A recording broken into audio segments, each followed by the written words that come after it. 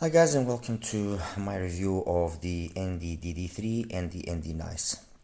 These are two IEMs from this brand ND, which to be totally honest, I'm not sure what their affiliation is. The product looks somewhat like a product that comes from the KZ hands, but I'm not sure, to be honest. So I'm not going to I'm not going to say where or what are its origins. Anyway, with regards to these two products, the DD3 is a single DD with switches to provide us with tuning adjustments. It's priced at around anywhere between $16 and $18, depending on where you get it. And the Nice is a 1+1 excuse me, it's a 1+1 hybrid, no switches, and it's priced anywhere between $28 and $31 more or less. All right, the boxes are exactly identical, so I'm just going to be showing you the one box, one of the contents of one of the boxes, and that's it. So you open up the box, take away the sleeve. Inside you are greeted with the IMs in this little support here, and then what we get a cable, which is well, it's a cable, that's it. You get a pouch which is a little bit on the small side, but it's fine, it's a pouch. What you do get is actually some nice tips, and I actually measured the tips on the IEM before trying out other tips and surprisingly the tips actually worked quite well and gave results very comparable. For example, these two here, the results I got from them are very comparable to the results of the 07 KB ears. So the tips are not bad. I would say that the tips are actually pretty decent. Okay. Anyway, that's the accessories package that comes with it. The DD3 also brings this little tool to adjust the switches and the tuning. Sorry.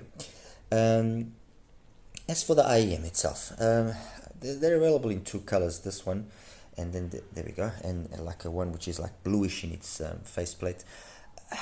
I'll be very honest with you, I'm not a big fan of the way that the faceplate was designed. That's just me.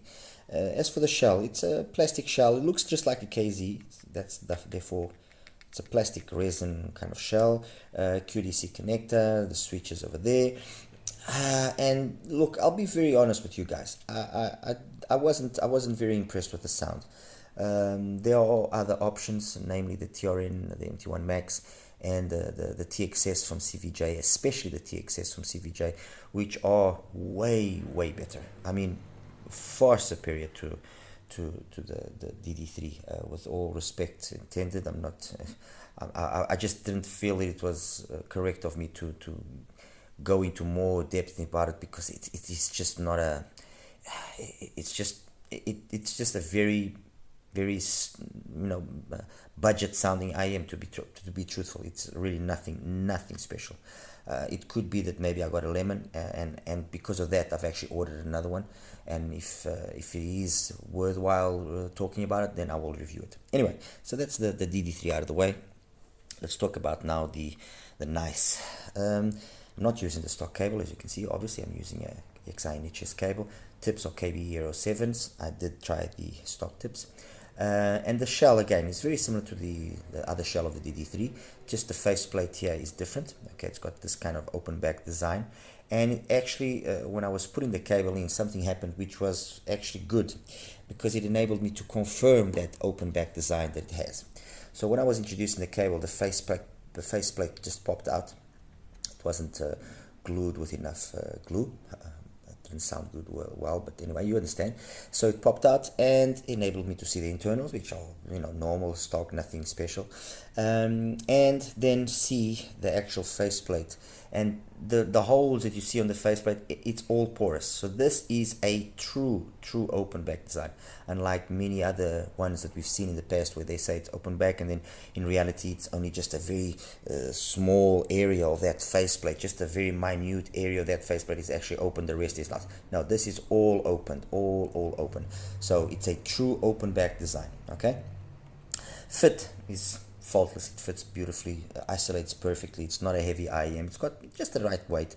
Really nice. Honestly, a really nice IEM with regards to its build and feel and so on. It's fine. Really nice. No complaints there.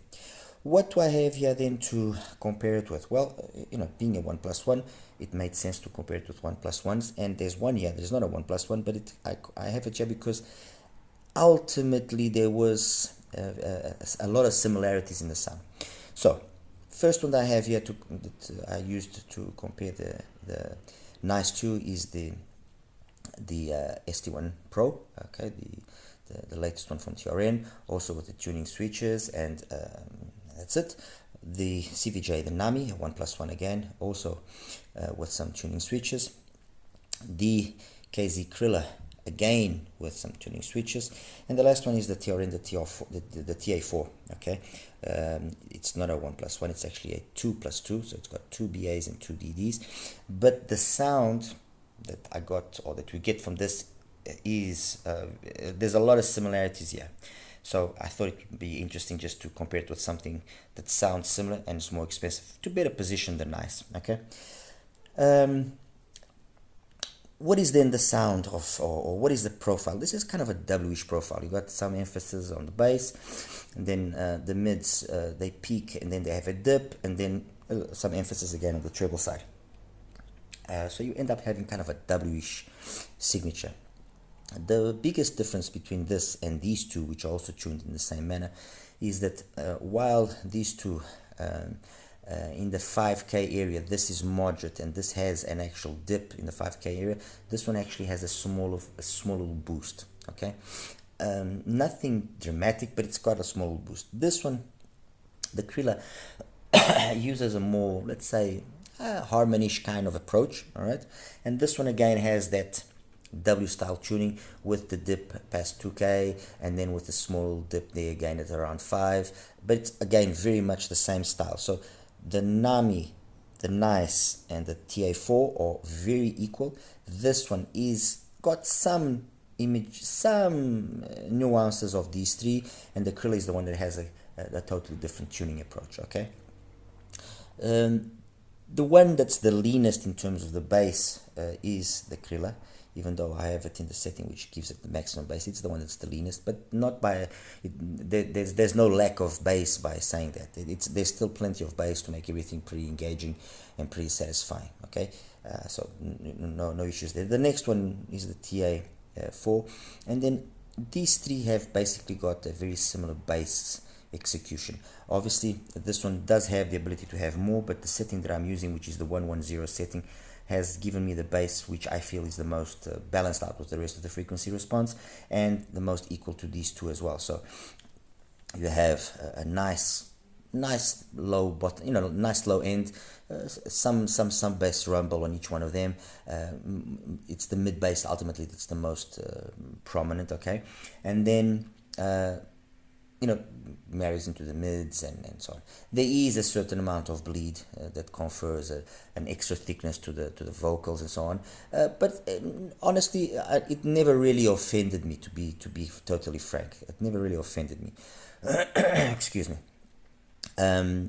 The one that perhaps sounds the thickest out of all of them is this one, and that's why when I did review the Nami, I said that although the TRN, the ST1 Pro was nice, was interesting, and had a decent enough tuning, it just wasn't on the same level as these two, which I consider to be the best 1+1 budget sets that you can find. They have two very different approaches, that's true, but equally are engaging, equally are very interesting in the way that they do things. If I have to look at it on a perspective of what is the most audiophile correct one, probably the Krilla is the more audiophile correct one, while this is the more fun one. Okay, it's got a more impactful bass, which is noticeable on certain songs, quite, especially on reggae. It's noticeable that the bass energy here is there. To testament of that as well is the fact that CVJ has been using some really good quality drivers in its IEMs as of lately, and that definitely is the right way to go if you want to have a properly tuned IEM. Make sure that the drivers that you are using are of good quality. So all of this to say what? That the Nice does have a good bass, little bit on the thickish side, a little bit colored, but it's good. It's, it's got enough speed, enough dynamics, enough texture to make it engaging, fun. This is not very much like the Nami and the TRN here. These three here are not IEMs which have pretensions of being correct in their bass. They are well done, well executed for the bass style that they have, but that was not their ultimate purpose. Okay. There is always going to, any one of these three has got a certain amount of bass bleed, but again, not anything which is terrible or misadjusted. If you like listening to vocals and that's your thing, yes, then these are probably not the ideal. But if you want something which is going to be fun and engaging, these definitely will do the job. In terms then of the upper mids and the treble, the upper mids, I would probably say that the one that's the less fatiguing is the Nami, because of that dip that it has there in the 5K area, while this one can be on occasions just a little bit over energetic. It never bugged me, to be honest, because I am sensitive to the 5K, but I am sensitive to within a reasonable degree, and because you also have quite a bit of bass backing it up, it kind of helps camouflage and tame down that extra energy that's there present. And then they've all got pretty decent extension. Technically wise, it is okay. You do feel, and I'm guessing that is also down to the fact that it's an open back design. You do feel a nice sense of openness, of space, of 3D-ness that's slightly superior to the Nami and to the TRN, and as well to the TA4. To be honest, you do feel that. And I think it's just down to the fact that it's open back somehow. In terms of soundstage, it is superior to the ST1 with no issues there. Compared to the Nami, more space. Compared to the Krilla, I actually still think the Krilla edges it out slightly. That's just my opinion. And to the TA4, it just edges out the TA4 as well. Imaging, pretty decent actually. Or I would say that the imaging, these three are probably the best, but this one just slightly behind. Okay. Detailed retrieval, I would ultimately have to give the detailed retrieval to the Krilla and to the TA4. Those are the two that have the best detailed retrieval. The one which has the most natural detailed retrieval, I'll probably say, is this, and these two follow, and then the ST1. In terms of resolution, again, I would say the Krilla and the TA4 are the best ones. These two follow next, and then the ST1 Pro. With regards to timbre and tonality, well, the one, if we are going to look purely on a perspective of being correct, okay, probably the Krilla will be the one that wins. But if you're going to look at the timbre and tonality on a perspective of, yes, correctness, but also having a certain amount of engagement and not sounding over sterile or over clinical, then definitely the Nami does a fantastic job, and the nice actually keeps up, trades blows very well with the TA4 as well. These three are very capable in that aspect. Okay.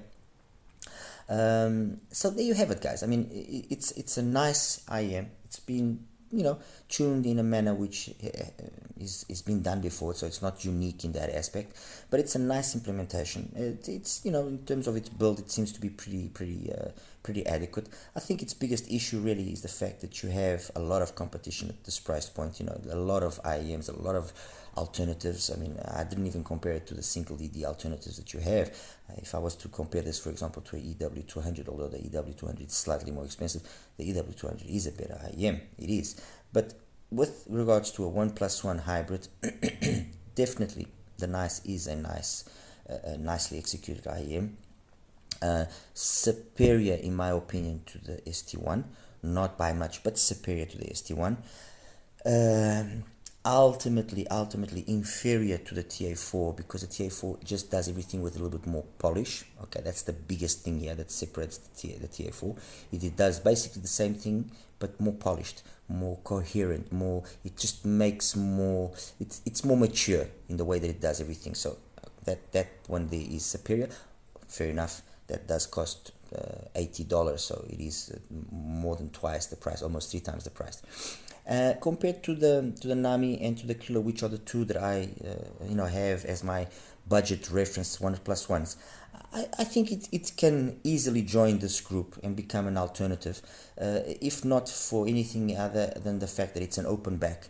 And it's like I was saying, it's not that you notice it dramatically, but you do feel that there are occasions where this open back design does or has brought that extra air or extra space to the whole equation of the sound, and it's actually quite interesting. That's basically it. Anyway, guys, that's my take on the Indie Nice. I'll just show you the graphs now quickly, and then we'll wrap it up. All right, you take care now. Hi guys, and welcome now to the graphs for the graph for the Indie Nice, and that's the graph of the Indie Nice. As you can see, an emphasis on the mid bass, a little bit of a very subtle sub bass roll off, but a little bit of an emphasis here on the mid bass. It's not a dramatic boost. I mean, we're talking 69 to 77, so roughly 8 dBs of boost. It's been, I think, tastefully done, tastefully done in the sense that it doesn't make the bass sound overly boomy. It just gives it a nice amount of energy and weight, and it just sounds nice. There's a little bit of bleed here into the mids, yes, fine, but it's okay. And then it's got that peak, peaking at just over 2K, a little dip, and then that peak again close to 5. But because of that energy from here, it doesn't really show itself. And then a couple of related peak and some extension past 10K. It's actually it's actually not badly done. The graph doesn't honestly do it justice. And we just have to take and compare it, for example, straight away to the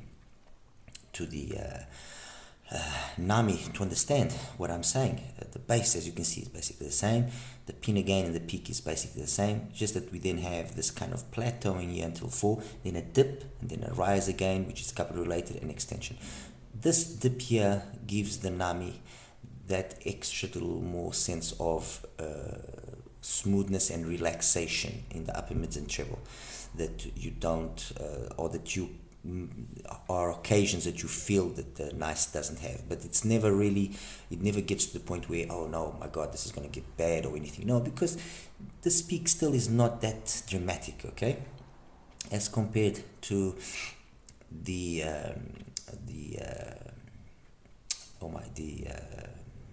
what a blank I had now, to the TA4, which is the one that I'm showing you now. Again, you can see very much the same in terms of the bass, peak of the pin again, where it is, the dip around 5, peak and extension. And what you do notice, the biggest difference that you notice between the TA4 and the Nice is that the TA4 just does everything with a little bit extra more polish. That's it. Whether or not that's worth the extra money is something that obviously you and only you can decide. But you do notice that everything up to a certain level is very equal, and then when you pass maybe that 50-60% volume level is when you start noticing the TA4 just edges out the Nice by being more polished, by being more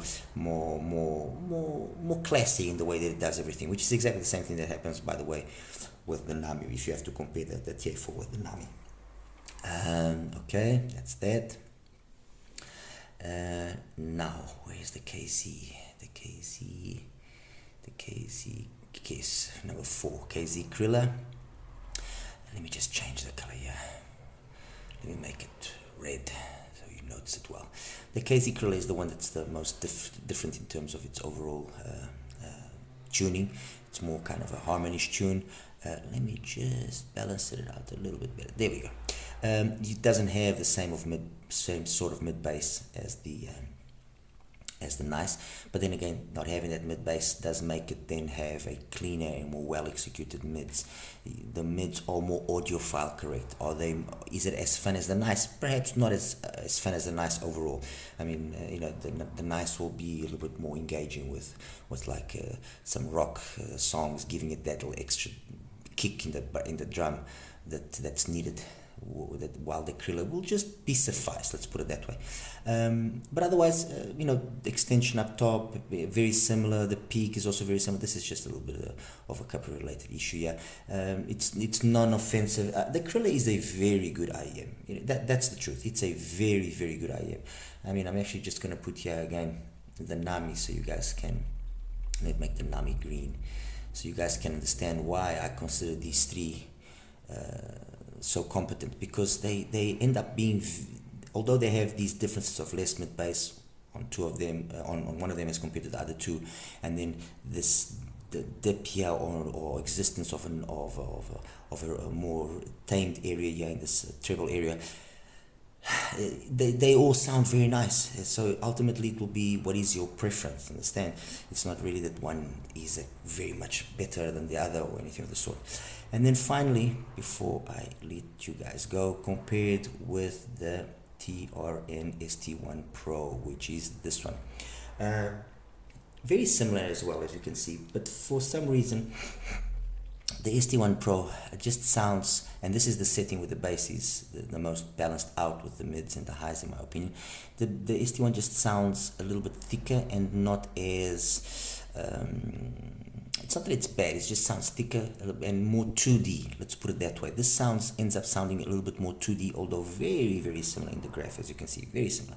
Okay, the TRN, the TA4 does have a more sense of 3D-ness to it, definitely. It's got more sense of space without question. The NAMI as well does have a better sense of space as well. It's got more air, more to it, although it's not as much air as the TA4. And then the Krilla also does have a good sense of space, of air, of 3D-ness. The nice, it does that and it gives you that sensation, and I think honestly it's just down to the fact that it's open back, because graphically you really don't, well, you can't really see these things graphically. You can get some hints of it, but you can't really see it graphically. It doesn't, you would never think that it sounds just a little extra more open than the other ones, which are very equal in its tuning, like the NAMI and the CVJ, the NAMI and the TRN, although they have very similar kind of tunes, they just they just sound 2D by comparison, let's put it that way. All right, anyway guys, I hope this was enough to clarify you guys and help you out. As always, like and subscribe. Any questions you might have, please feel free to ask me. All right, you take care now. Bye bye.